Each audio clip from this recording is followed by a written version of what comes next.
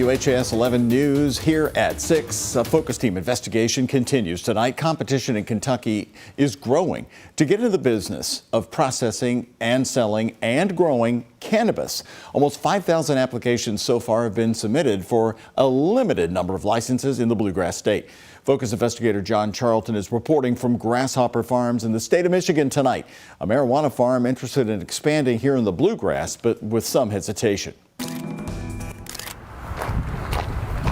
In farming, the things that can be controlled happen on the inside. 5 dry rooms here at Grasshopper Farms. Climate control. Lots of dehumidifiers and HVAC. For a dried product. Normally they're in there for 5 to 7 days. This is where the harvest ends. Real growth begins.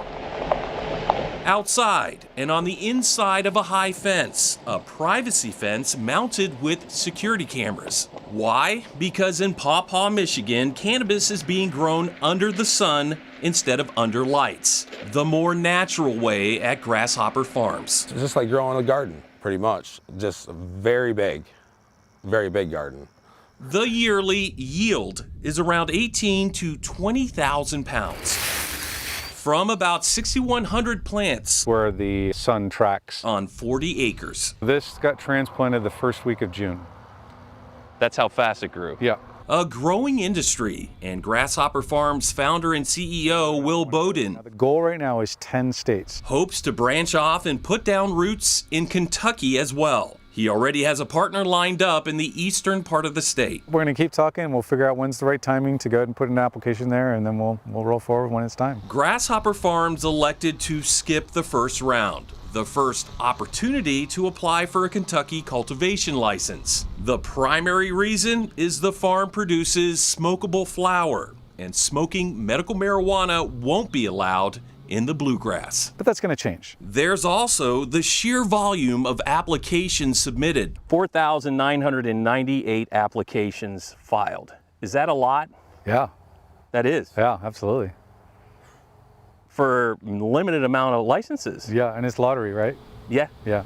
Yeah. The lottery, set for October 28th, will pick the winners, a select few for a limited number of cultivation licenses. 239 applications for just 10 Tier 1 licenses, 190 for just 4 Tier 2 licenses, and 155 for just 2 Tier 3 licenses. The odds of winning a license are not good. A 4% chance in Tier 1, a 2% chance in Tier 2, and a very bleak 1% chance in Tier 3. Kentucky's been really clear that they feel like the system they've designed is going to be fair, transparent, clearly articulated.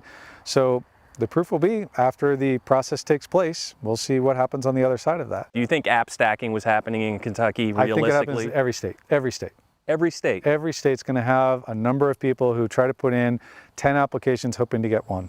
Local businesses complained to Focus that Big Cannabis was strategically setting up separate LLCs to stack applications in each cannabis category to therefore improve their odds of winning a license. That wasn't allowed, and state program leadership had said there was no evidence app stacking was happening.